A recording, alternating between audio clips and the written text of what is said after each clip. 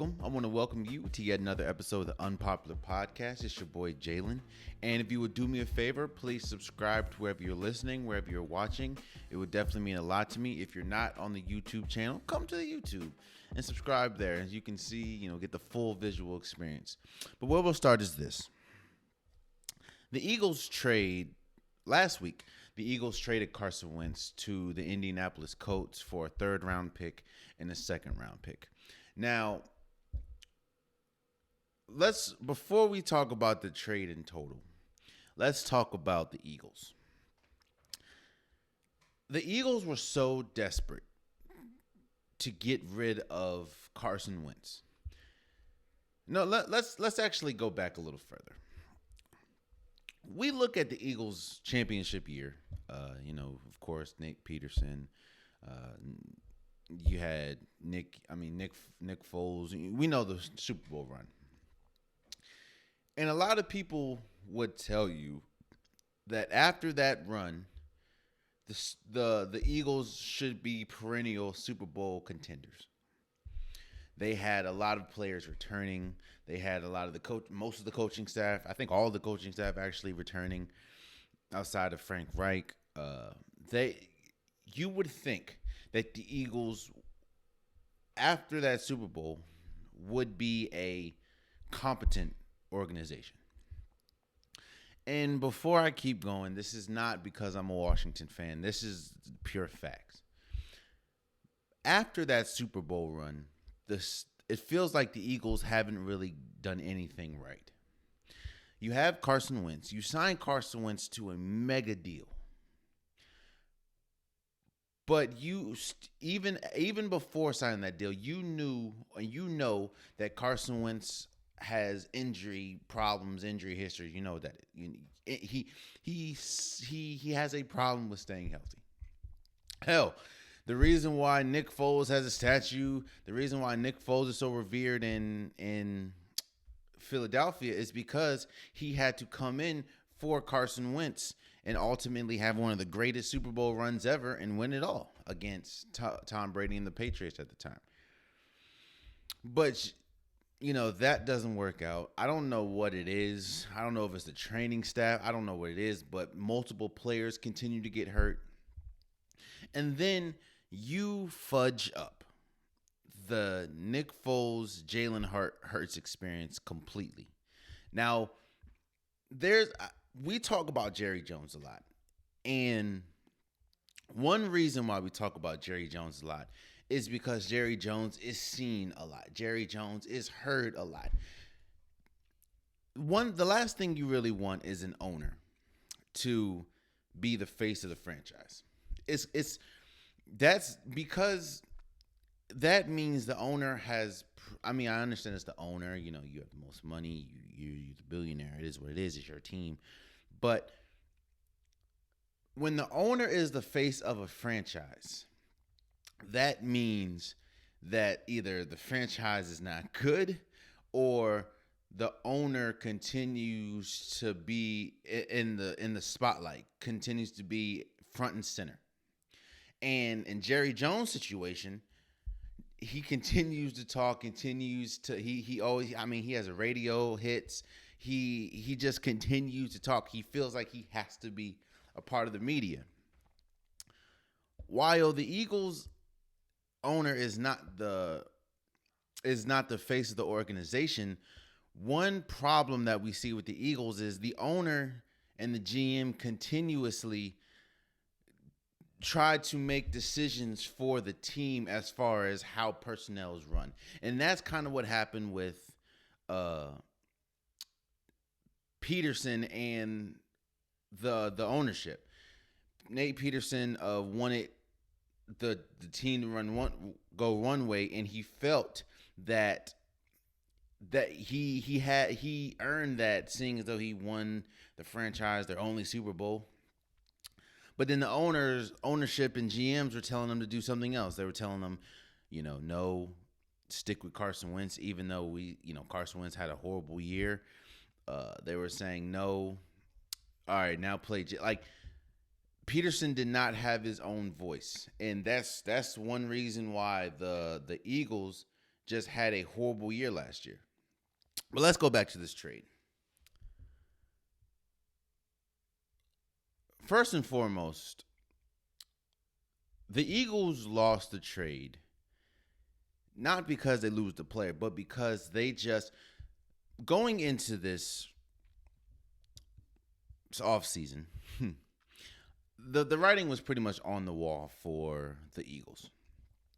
The writing was on the wall because, I mean, we know what happened with Peterson and Nick and Carson Wentz weren't getting along, and Carson Wentz said he demands a trade. He doesn't want to be a backup, which was understandable.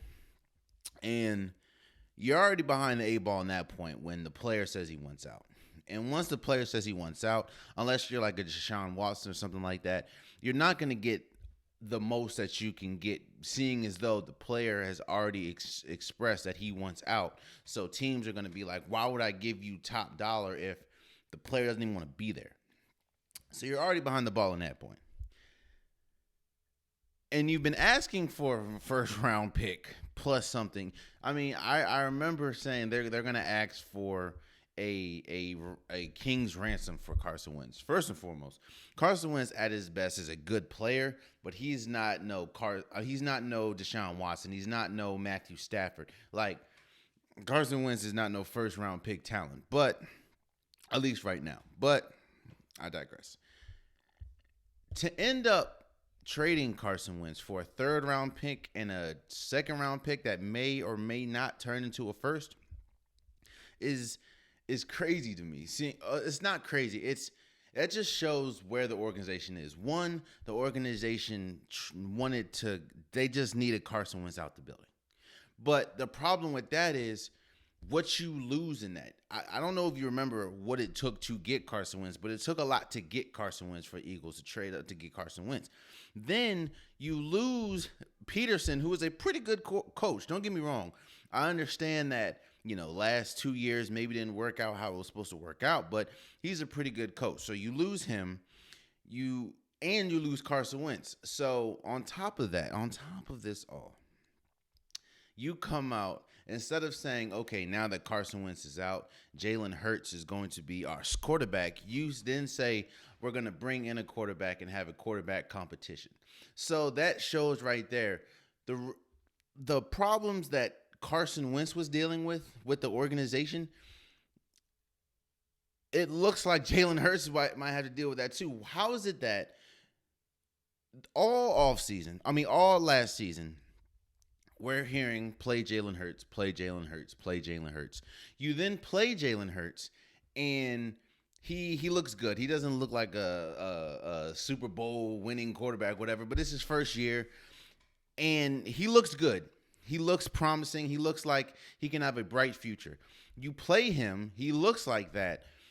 He's a main reason why you're able to get off of Carson Wentz, and then you turn around and say that we're still going to have a quarterback competition instead of backing the quarterback that you pretty much gave up on your previous quarterback for. It just shows that the Eagles are not the organization. That championship year was really an anomaly. The Eagles are not a well-run organization. They have players that, nobody really talks about. Zach Ertz has been wanting out for the past 2-3 years. The players continuously get injured. And I'm not saying it's on the organization, but you have to start looking at the health of the staff when you're saying players like every year towards the end of the season, half of their players are out due to injury. It's just the Eagles are not a well-run organization, not to mention, and this really shows you how much they wanted to get off of Carson Wentz. I don't know if you remember when we talked about the Matthew Stafford, Jared Goff trade, and I said that the last thing teams want to do is teams, they don't want to trade away star players. They don't want to do that, of course.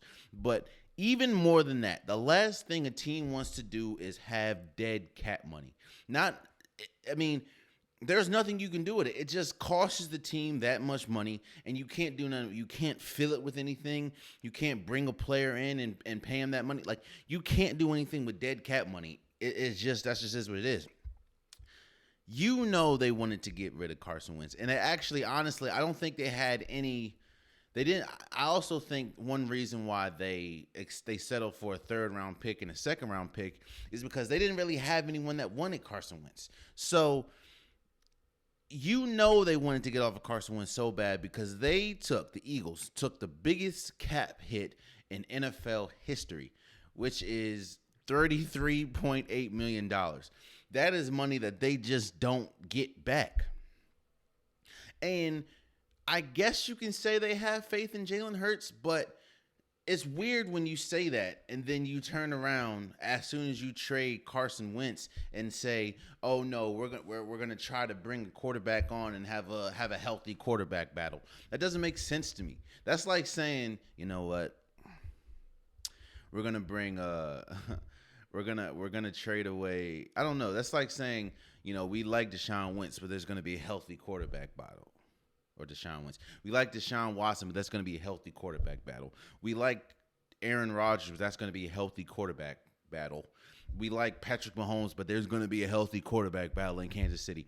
No, I'm not saying that Jalen Hurts is as good as as Patrick Mahomes or Aaron Rodgers or Deshaun Watson. But what I'm saying is, if that is your quarterback and if you look at the roster and look at the quarterbacks on the team, I don't see how you don't go and say, okay, this is our quarterback. This is who we're going with. Instead of just saying, oh, no, it's going to be a healthy quarterback. Wow, that doesn't make – it just shows the Eagles really don't know what's going on. And it shows that more and more you look at it, that championship year was more of an anomaly instead of what is to come or the norm. So, I mean – we have to see. Of course, I think Jalen Hurts will be the future of Philadelphia. I don't know if he's going to be good enough to win a championship or a Super Bowl, whatever you want to call it. But I do think that he did show flashes. He did show signs of promise, especially this being his first year. I think that we have to see. And let's talk about the trade on the Indianapolis Colts side. To me, this is what you wanted. Carson Wentz, for people that forget, Carson Wentz was a MVP favorite before he got hurt that Super Bowl year. And a lot of people want to say the reason for that was his pairing with Frank Reich.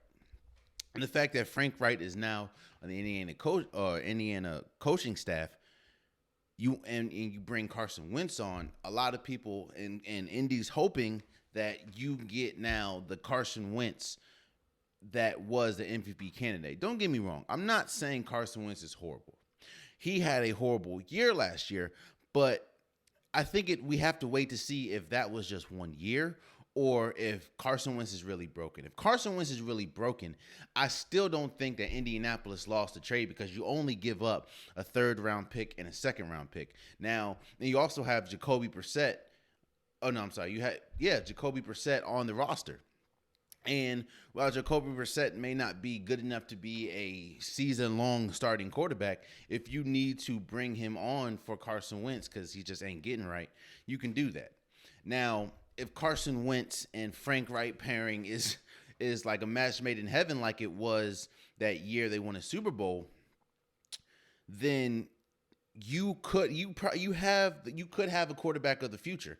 I mean, Carson Wentz is still young. A lot of people were saying, especially before last year, a lot of people were saying Carson Wentz could be a top 10 quarterback when completely healthy and when paired with Frank Reich.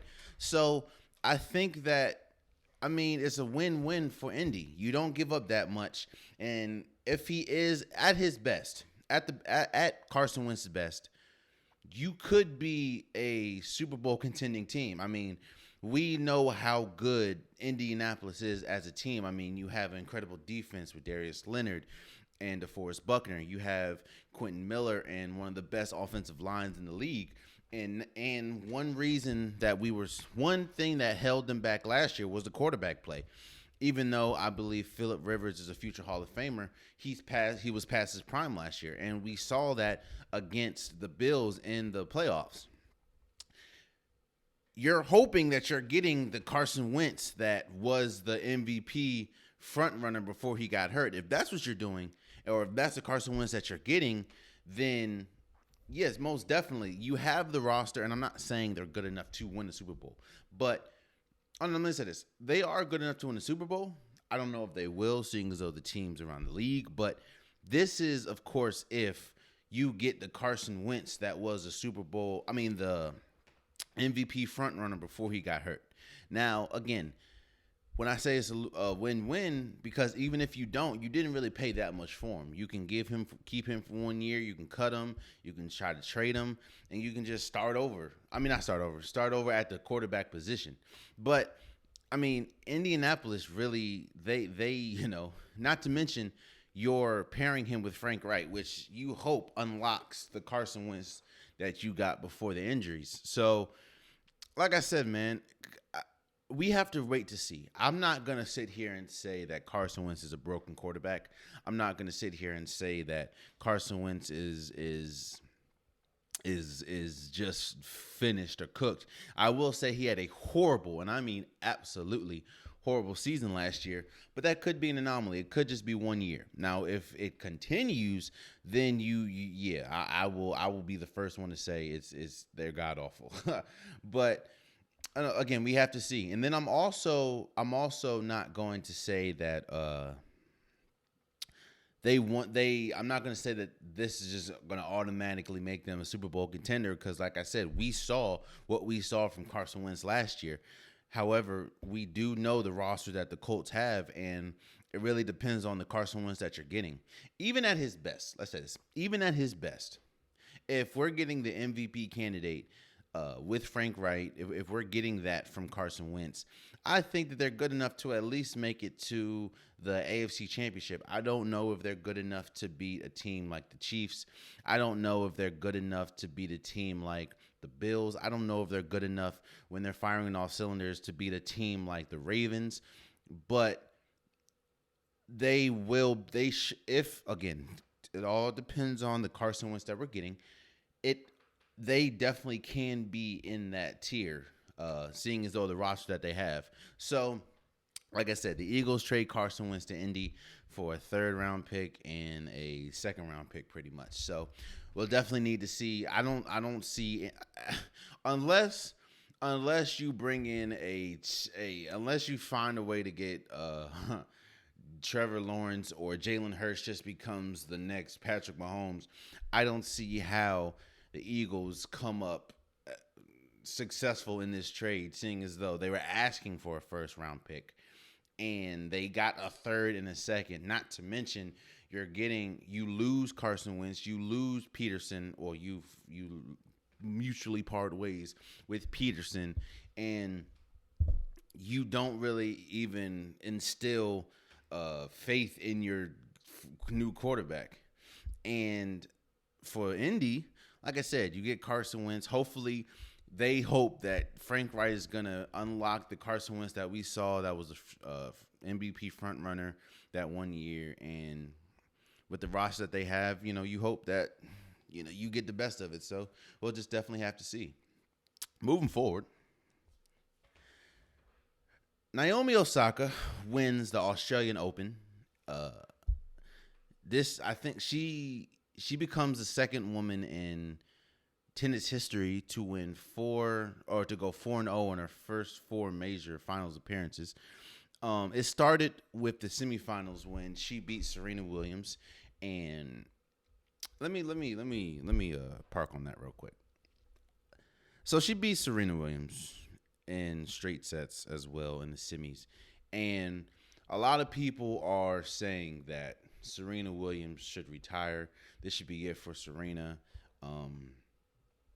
She's given all that she got. That's what people are saying. A lot of people are saying, not everyone, but I'll say this.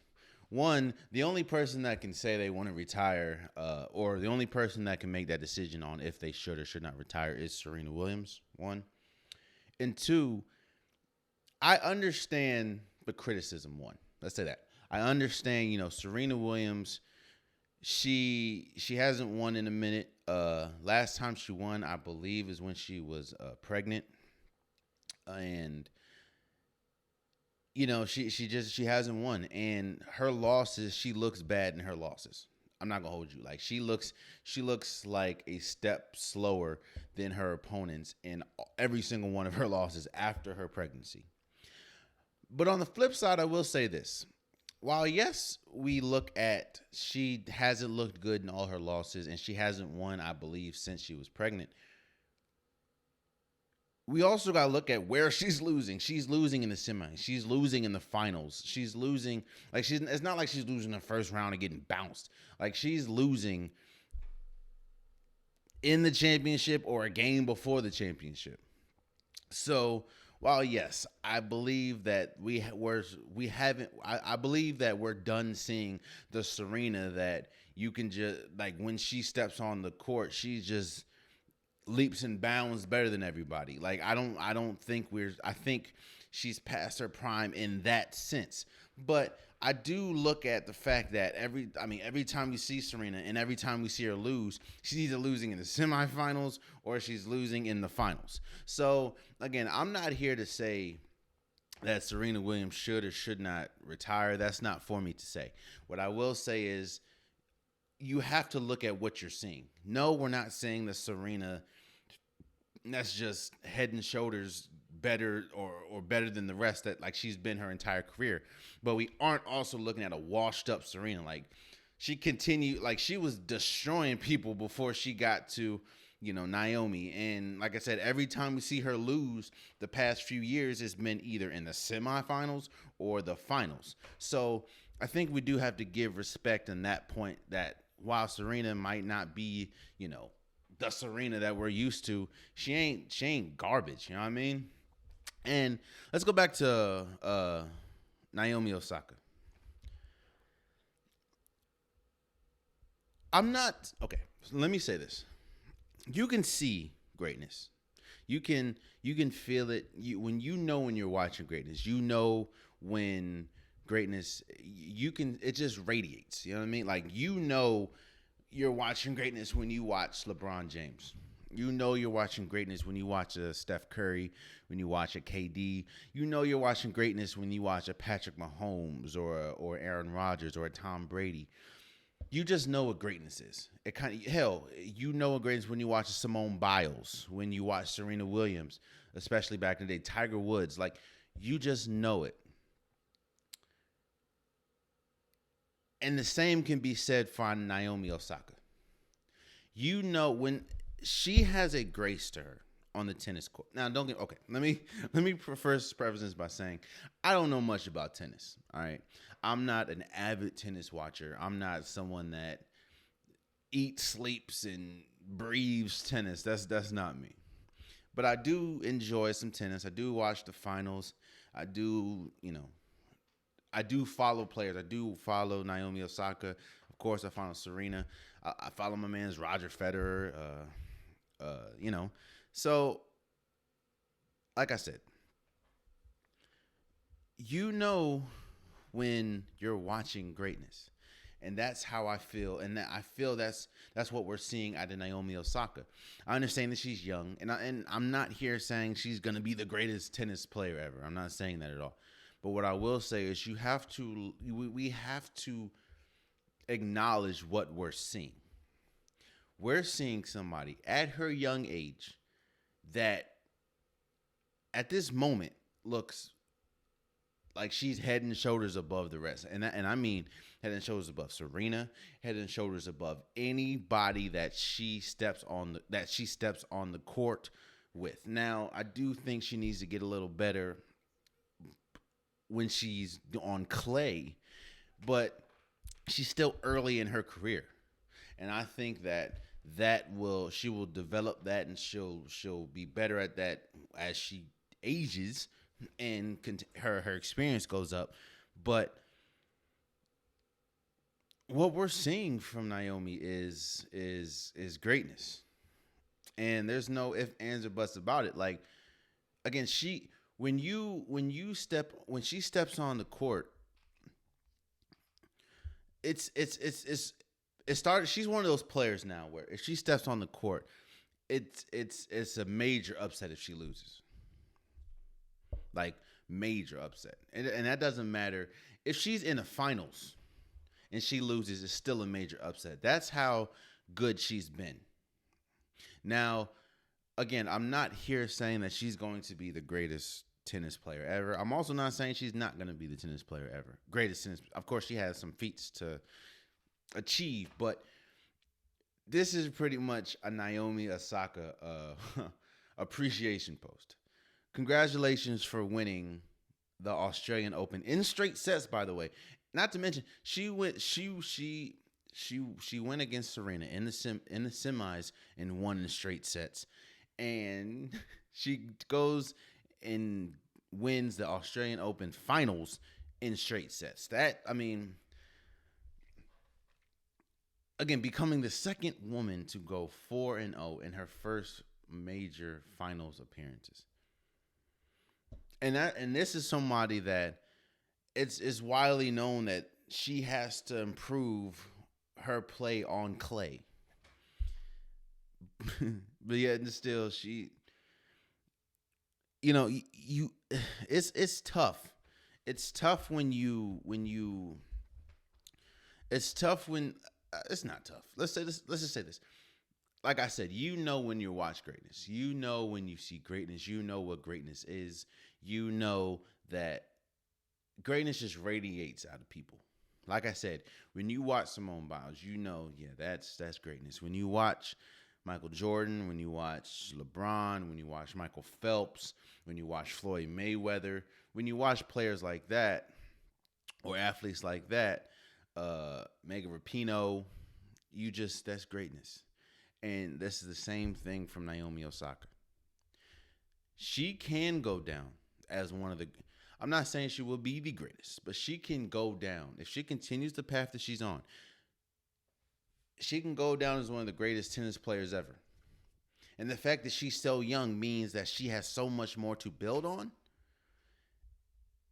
And that's even more scary, seeing as though she's still young in her career. And even though she has more to build on, we're seeing all that she's accomplished and all that she is accomplishing currently. So again, shouts out to Naomi Osaka for winning the Australian Open. Definitely, congrats to you. You're a GOAT, and do what you got. Congratulations to her. Let's move forward. Let's have a serious conversation about the Celtics. Who are the Celtics? The Celtics do everything good. What do I mean by that? The Celtics have a good coach in Brad Stevens. They have a good GM in Danny Ainge. They have star players. They have Jason Tatum. They have Jaylen Brown. They're good defensively. They're okay defensively. They're good. They're okay offensively. I mean, you have those players. You have Kemba on some nights. You have Peyton Pritchard. You have Marcus Smart on the defensive side when he comes back. They do everything good.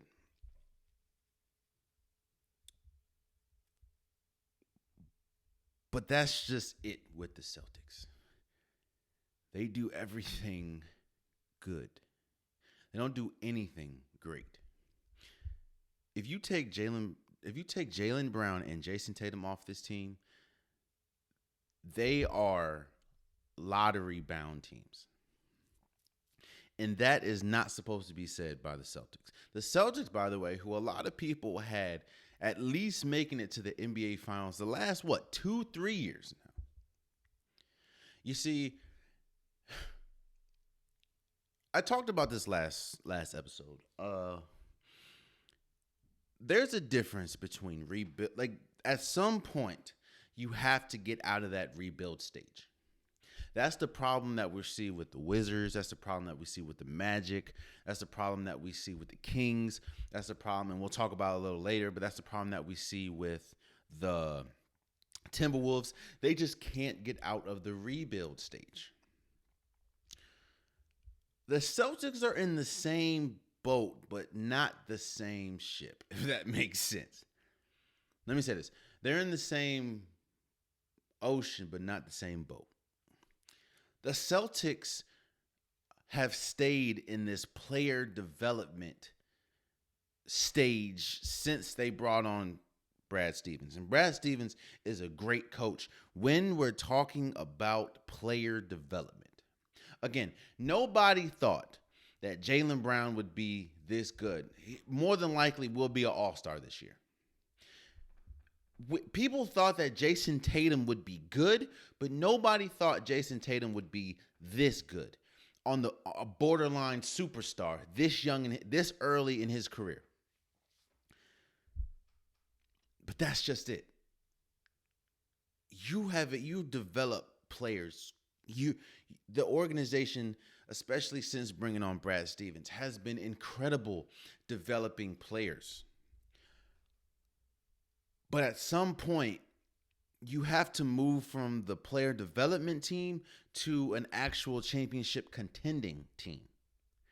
And you can look at you look at the Celtics now and realize they're good, but they're not. Like, think about it. This all stemming from them blowing a 24-point lead and ultimately losing, I think, on Sunday to the Pelicans. A Pelicans team who is horrible on defense. And while you do have Zion Williamson, you do have Brandon Ingram, you do have Lonzo Ball on a good day, they're not that good. That's a team that you should destroy. Yet and still, you build a 24-point lead, and then you ultimately lose a 24-point lead.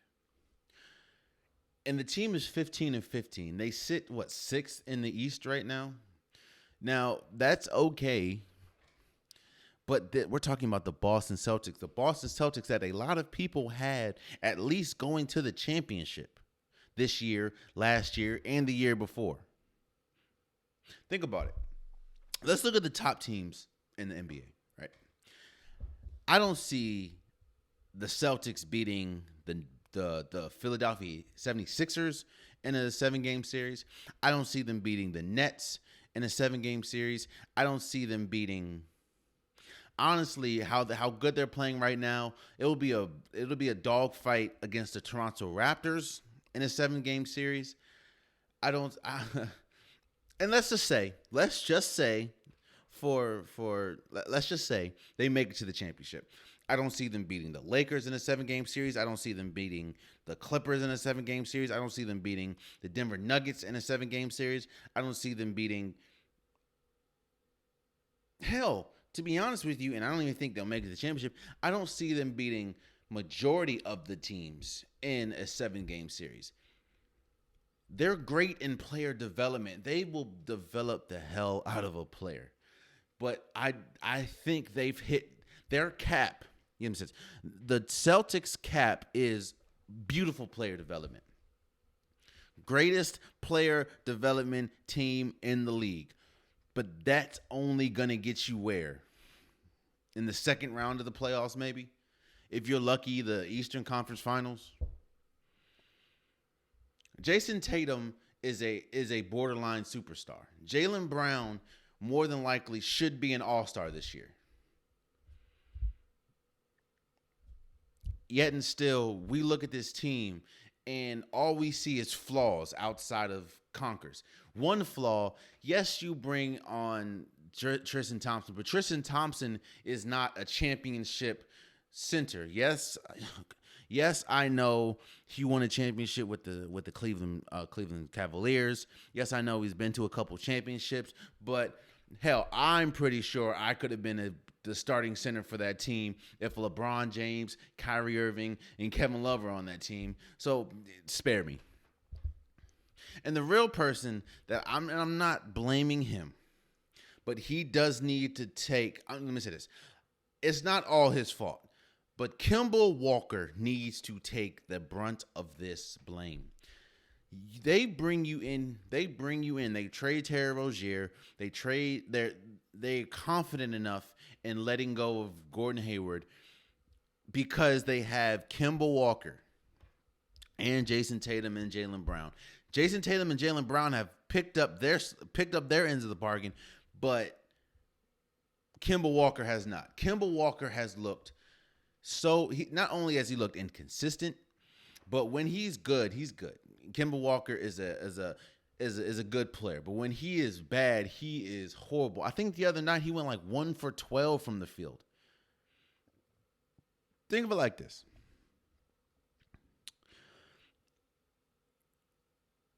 There was a legit argument back when Kemba Walker played for the Hornets. The argument was Kemba Walker is good enough to be the starting point guard on a championship team. In fact, when Kyrie left the Celtics and they brought on Kemba, there was a lot of people, including myself, that thought that Kemba Walker was a better fit for the Celtics and would take the Celtics further than Kyrie was, and ultimately did take them. But the caveat was we were getting the Kemba Walker that we've seen in Charlotte the whole time. I ain't gonna hold you. That's not the Kemba Walker we're seeing. We're seeing a Kemba Walker who can't stay healthy. We're seeing a Kemba Walker who is... We knew Kemba Walker was bad on defense, seeing though his height and everything, but Kemba Walker is god-awful on defense.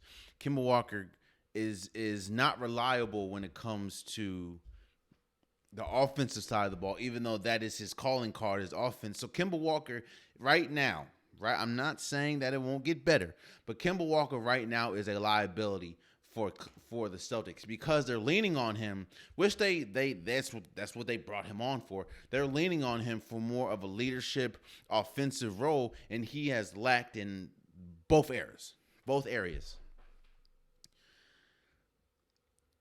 Again, the Celtics do damn near everything good. They're a good defensive team, especially with Marcus Smart coming. They're a good offensive team. I mean, Jaylen Brown, Jason Tatum. They're a good coaching staff. They're a good organization. But good is not going to win you a championship. Good is not going to get you to where ultimately you hope to be, which are champions. Hell, look at the last few champions. The Lakers. That was a great. I mean, you have two great players. Let's say that you have two great players and a good team around them. The Toronto Raptors. You have one great player and a good team around them. Not to mention a team that was built to beat a team, and they did also. I'm not going to talk about the whole injuries and stuff, but yeah. The Golden State Warriors, a great team. The Cleveland Cavaliers had a great player. I had a couple great players. What I'm saying is good is going to get you wins. Great is going to get you championships. The Celtics are not a great team. They have a good player who is on the cusp of greatness in Jason Tatum. They have a solid player in Jaylen Brown. They expected Kemba Walker to be a great player. He's not.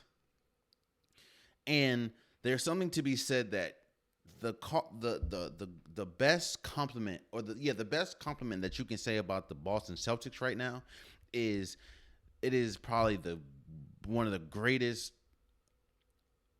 teams we've ever seen in NBA history for player development. Like, they developed the hell out of some players. But I challenge you to go back in history, in NBA history or whatever, how many player development teams win a championship without having a superstar top 5 player or acquiring a great player? You can leave in the comments if you want, but I I can't. I mean, the closest I can think is maybe Golden State in 2015 when they won, but you had MVP and Steph Curry and Klay Thompson and Draymond Green and Andre Iguodala and Harrison Barnes. Like, you know what I mean? So, are the Celtics? I look at the Celtics and I don't see a championship team. I see a great player in Jason Tatum. I see a really good player in Jaylen Brown. I see a player that's been probably one of, if not the biggest disappointment this season in Kemba Walker. I see a great player development coach in Brad Stevens, but I don't see a championship team. And honestly, the worst part about it is so does the Celtics. Danny Ainge came out and said the team's not good enough. They're not good. So you know you have a problem. It's just, can you fix it? And I need to sit down and really think about how to improve the Celtics, but the Celtics today, as currently constructed, is not a championship team. And I understand it's the regular season, and I understand,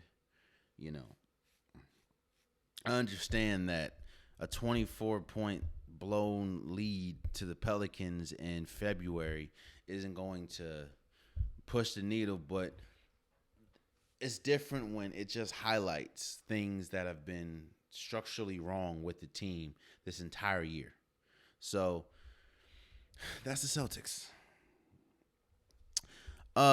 Moving forward, DeMarcus Cousins and the Rockets agree to mutually part ways. The Rockets want to get a little younger and go small, and that doesn't really work for DeMarcus Cousins, seeing as though he's not the youngest and he's a big, like he's a pure offensive big. So a lot of people are saying, where's he going to go next? And I'm hearing the Nets and I'm hearing the Lakers. And don't get me wrong, acquiring a talent like Boogie would be good for any team. I mean, he's a really good offensive player. Like, don't get me wrong. While he hasn't had the best season, he is also coming off of yet another lower extremity injury. So it's going to take some time, and we're not seeing the great, arguably one of the best centers in the league. Boogie that's not him. We're not seeing that. We haven't seen that since maybe the Pelicans before he got hurt.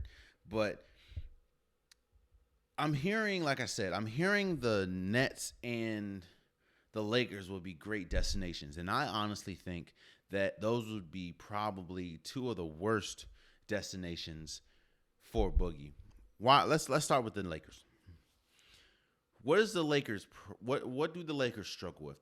When Anthony Davis is not on the court, they struggle with rim defending and scoring the ball.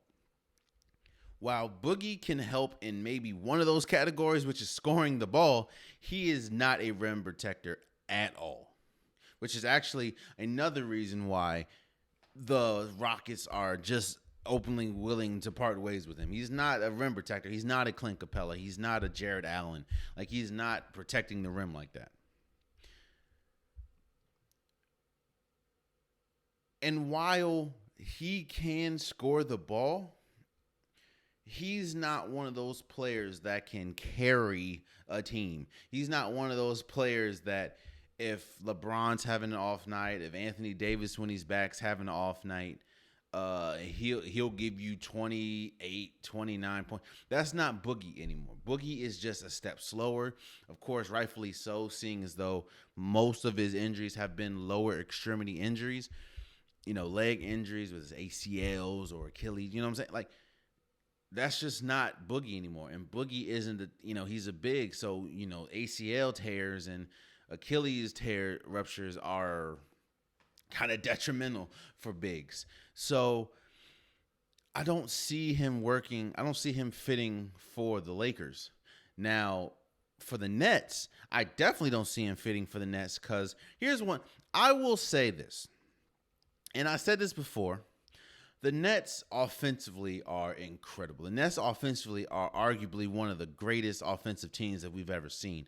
With Kevin Durant, with Kyrie Irving, with James Harden, they are incredible offensively. And they could go down as one of the greatest offensive teams we've ever seen. But the problems that the Nets have will still be problems if they have Boogie. And their problem is they are god-awful defensively. Yeah, you might have some anomaly games where they might hold their opponent to under 100 points, but that's few and far between. And adding Boogie will just add to what they're great at, but also increase on what they're bad at. You're hoping that DeAndre Jordan can be some semblance of a quality rim protector. He hasn't been, but that's what you're hoping. Boogie is not that at all. So he doesn't, to me, that would complicate things further. That would complicate things further for Brooklyn if you bring on a Boogie Cousins, because he, like I said, increases on what you're good at, which is offense, but he doesn't help at all on what you need help with, which is defense. So you ask, where is Boogie a good fit? He's a good fit for a couple teams. The real question is he a good fit for a championship style team? I don't see him a good fit for, let me say this. I can see him a good fit for Milwaukee. I can see him, actually, you know what? Yeah, I can see him be a good fit for Milwaukee. I can see him be a good fit for maybe Toronto. I can see him be a good fit for Boston, maybe. But if we're talking about like a team that if he goes on their team, they're exponentially better, I think that we're past that, or DeMarcus Cousins is past that in his career due to injuries. There's, like I said, there's a lot of teams though. If we're not just talking, like I can see him fitting with the Wizards. You got Bradley Beal, you have Russell Westbrook, and now Boogie. Now that could be a explosive team as far as personalities wise, but I can see him fitting with the Wizards. I can see him fitting with, I don't know. I can see him fitting maybe with the OKC. Like it's really just a fit. Do I think DeMarcus Cousins at this point of his career will take a team over the top? No, I don't. I think he'll be more of a complementary piece for a team instead of a missing piece, a missing link. You know what I mean? So I am curious to see where he'll go. And yeah, I really, I feel horrible for John Wall. John Wall first gets traded from Washington to Houston. And while, of course, John Wall didn't want to leave Washington, the sun is kind of bright because you get James Harden, you get Boogie, and it looks bright. All of a sudden, you look up today, James Harden demands a trade and is shipped out to Brooklyn. Boogie, now your college best friend and one of your closest companions in the league, is now parting ways. So it's just you and Christian Wood. So I just feel bad for John Wall, man. And again, I'm anxious to see where Boogie goes. And I say anxious more for him than for the fit, because again, I don't think like if Boogie went to Brooklyn, I don't think that the meter will change. I think a good place for him to go would be New York. But as far as New York Knicks, but I don't know. But then again, that will take away from Julius Randle's development. So I don't know, man. Again, it's unfortunate due to injuries how we're looking at DeMarcus Cousins, but we'll just see how it goes. So yeah, moving forward.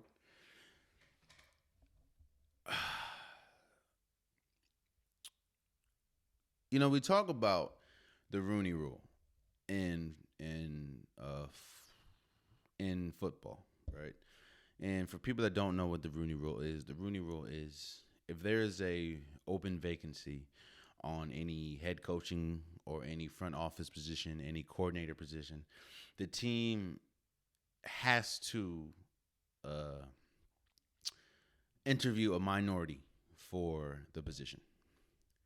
And all they have to do is interview. They don't have to hire. They just have to do their due diligence and interview a person of a minority, whether that's African American, Asian, Hispanic, minority. The NBA doesn't have that. The NBA does not have a Rooney Rule. The NBA doesn't have a rule where you have to hire or you have to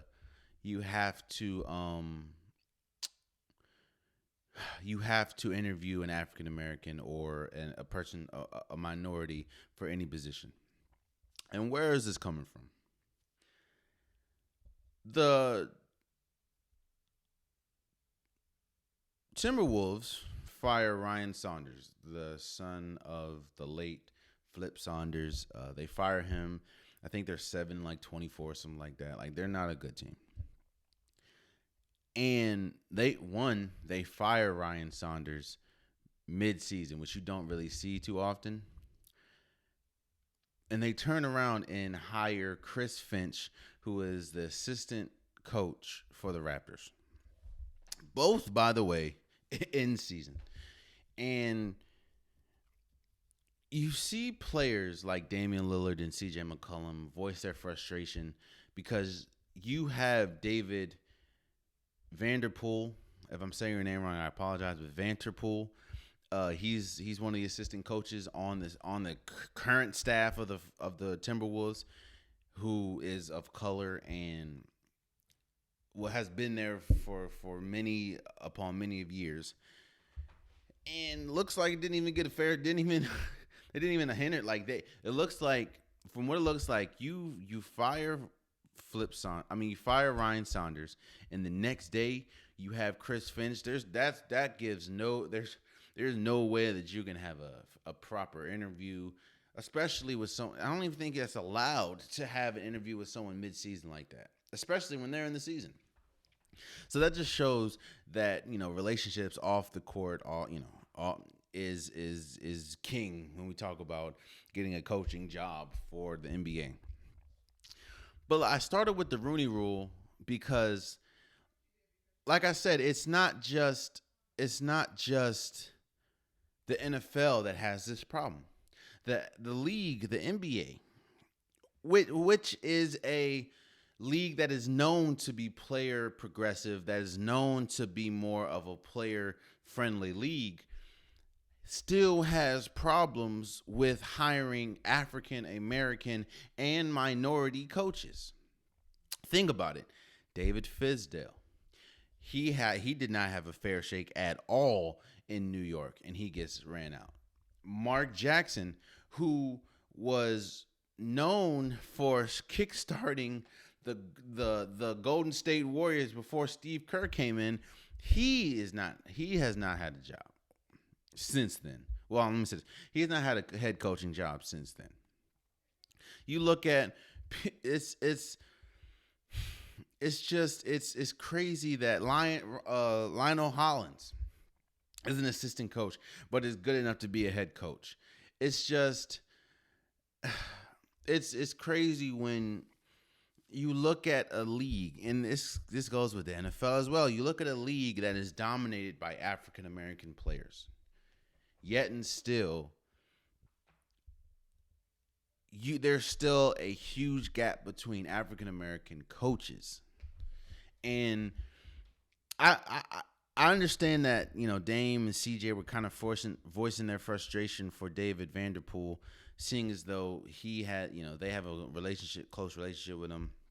But that the bigger it's just a bigger picture. It's how is it that and what's even worse? What's even worse is this. Let's just talk about the Wolves situation. You bring in Chris Finch. More than likely, if this is quote unquote your coach of the future, more than likely he will fire the entire coaching staff to bring on his people, because he wants his system. Meaning people like David Vanderpool, more than likely, by the season's end, will be gone. And usually, like I said, it's a lot harder for African Americans to get a second chance, even if they don't deserve it, or even if they shouldn't even have to have a second chance. Like David Fizdale was not a bad coach. Lionel Hollins was not a bad coach. Yet and still, you see one of them is talking on the jump every day, and the other one is an assistant coach.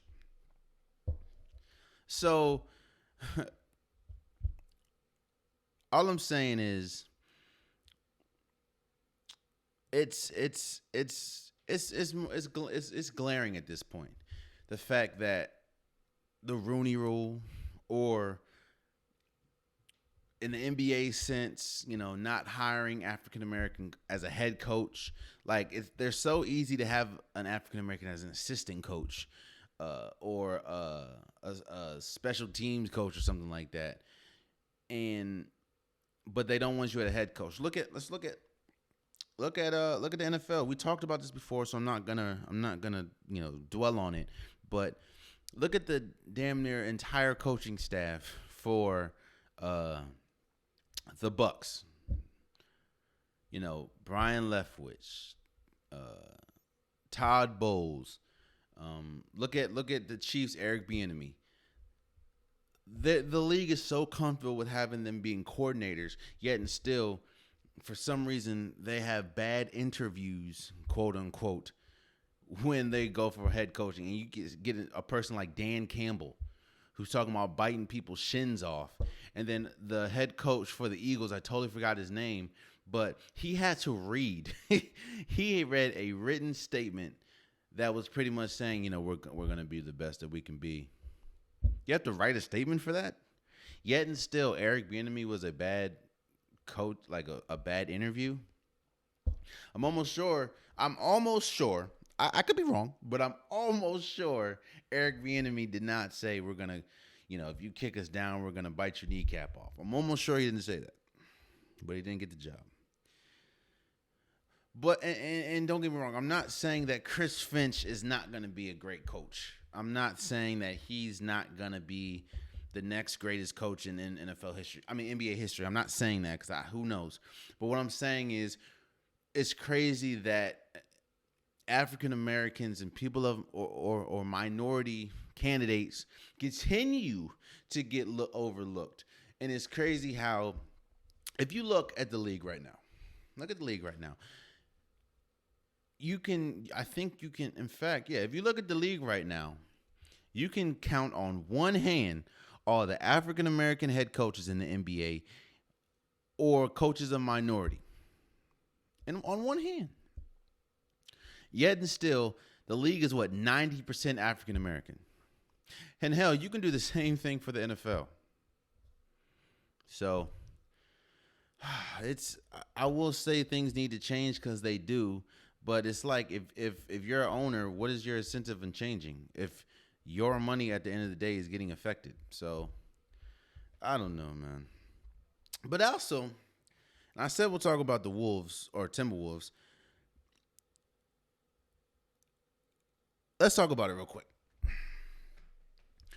We have to have a serious conversation about how good Karl Anthony Towns really is. Again, and this, I understand that Karl Anthony Towns off the court has gone through, God knows, has gone through damn near hell this past year and a half. with COVID and his family. I'm not gonna list everything that's happened, but I know that he's gone through a lot, and my hearts and prayers go out to him and his family.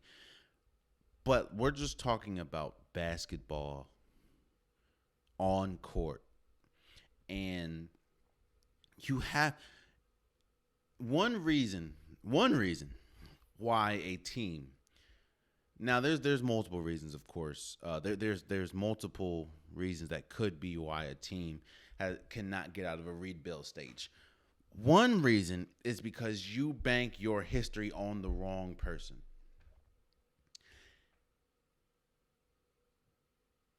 Look at Washington. Look at both Washington teams. Let's look at the Washington football team. They banked their history, or they banked their immediate history on RG3. Didn't work out. Look at the Washington basketball team, Washington Wizards.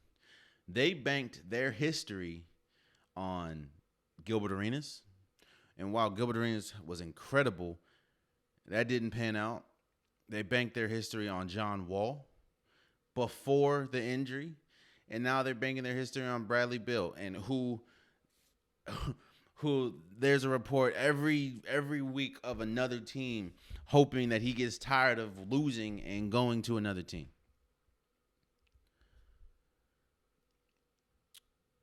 I'm not saying that Karl Anthony Towns is a bad player, but what I'm saying is we have to look at how good is really Karl Anthony Towns. And when I say how good is Karl Anthony Towns,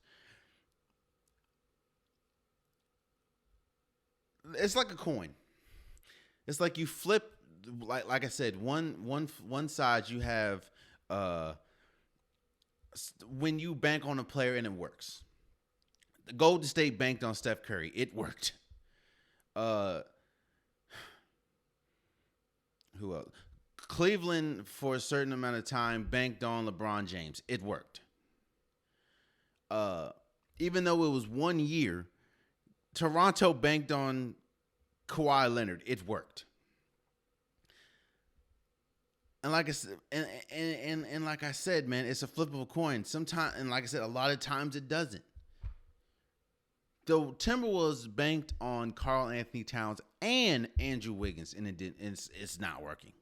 And now you throw in D'Angelo Russell, it's not working. Like I said, when you bank on a player like LeBron James, Cleveland, they ain't been good since he left because they banked on him. Now, yes, it ultimately got them a championship, so it worked for that time, but they haven't been good since before he was there and after he was there. The Lakers banked on LeBron. It's working. I mean, you got a championship. You're like what, second or third in the West? Like, you know, it's working. Oh, LeBron and Anthony Davis. What I'm saying is this. Yes, you can fire Ryan Saunders. You can hire Chris Finch, but at the end of the day, who did you bank your franchise on? Who are you banking your franchise on? And is that person paying off? Or is that decision paying off?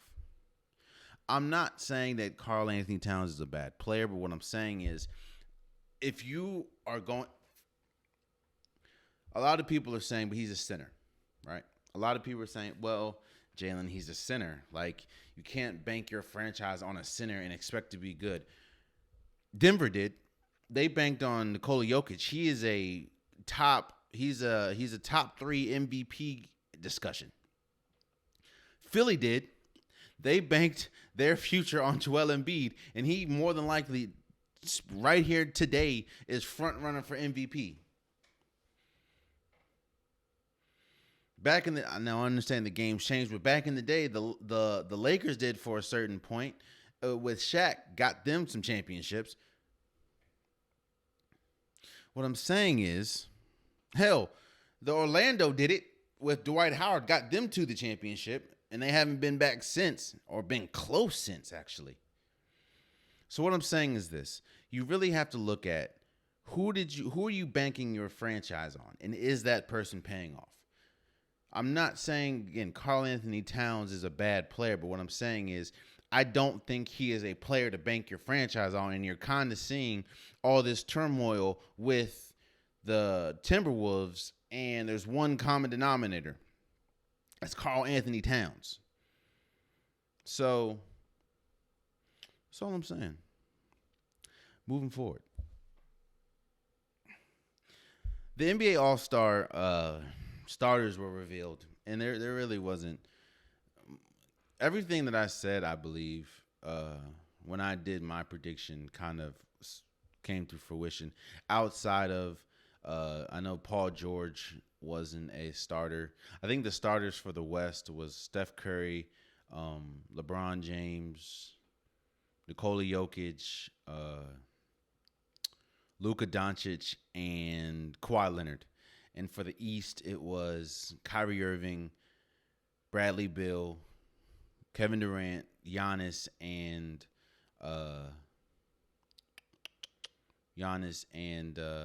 Joel Embiid. Now, the West, pretty much everything I said, outside of maybe Paul George. And a lot of people were up in arms because Luka started over Damian Lillard. I can see both ways. I can see people that are upset for Dame because he's having an incredible season, but even though Dallas is not having a good season, Luka is having a great season. So I can understand that. And I can kind of see how the fans voted in Kyrie Irving. Like I said, for the point guard position for the East, I would have gone with James Harden. Seeing as though I'm also looking at everything that he did, even though we know how it ended in Houston. If you look at the numbers, James Harden was still the old James Harden, even if he was overweight and just didn't want to play. But there's no shock here. Shouts out to the voters for voting in Bradley Beal, which they should have done it last year, seeing as though he's kind of having an identical season. But it is what it is. But yeah, there's really no shock. Of course, we're waiting to see. I believe the reserves are going to be on Thursday. I'm not sure, but yeah, man. Shouts out to all the players all the All-Stars that will be starting. So there's that. Moving forward. Moving off of basketball, Fernando Tatis gets a 14-year, $340 million contract with the Padres. Now, shouts out to you, my guy. Go get your money. I'm not saying at all that the $340 million was not deserved. He's one of the best young players in the MLB. He's one of the best young players that the Padres have had in God knows how long. So I understand that. One thing that I will caution is the 14-year contract. If you look at all the players that you've given 10-plus year contracts to, none of them really has panned out as far as World Series wins. I mean, you give it to, I understand it's still early in the contract, but you give it to Bryce Harper. The Phillies ain't nowhere close to winning the championship. You give it to Mike Trout. While Mike Trout is arguably one of the greatest baseball players ever, the Angels ain't nowhere close to getting a championship or a World Series. So, but I do understand why you make that decision, because the Padres is not a organization that is really high on getting free agents. So to sell tickets and to at least have a marketing bargaining chip, you give a player like Fernando a 14-year contract. So it's like, well, he's here for 14 years, so come play with one of the best players. Not to mention, we don't want to lose a player like this, seeing as though the Padres, San Diego isn't really a place to get high-name free agents. So I understand. I understand why you give him 14 years. I would just caution that, especially like really, really good teams or teams that can afford free agents. Like, I don't see the Boston Red Sox giving somebody they're kind of cheap, but I don't see the Dodgers. I don't see the Dodgers giving a player, no matter how great they are, a 14-year contract, or the Yankees. I just don't see it. But I do understand why the Padres gave it to Fernando Tatis Jr. So shouts out to him.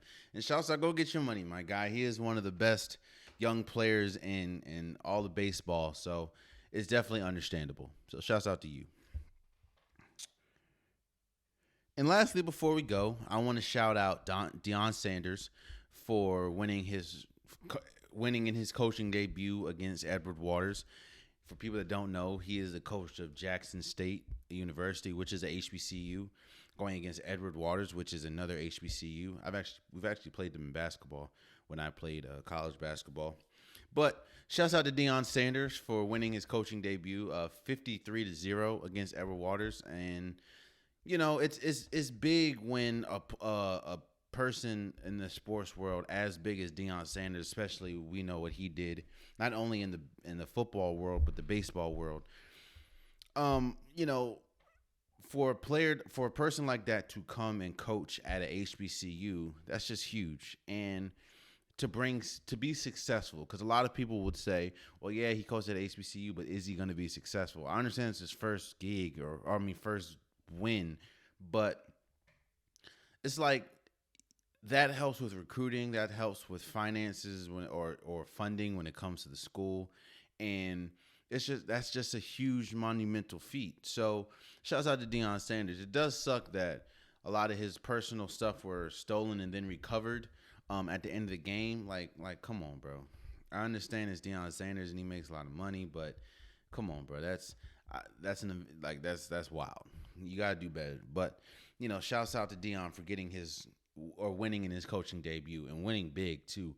53-0 ain't nothing to scoff at. So, I appreciate you guys. That has been this week's episode of the Unpopular Podcast. Again, please subscribe, please like, please comment, please share. If you want an Unpopular Podcast shirt, hoodie, sweater, whatever it is, the link in the description below. I have all different types. And yeah, man, I appreciate you guys. I love you guys. And until next time, much love.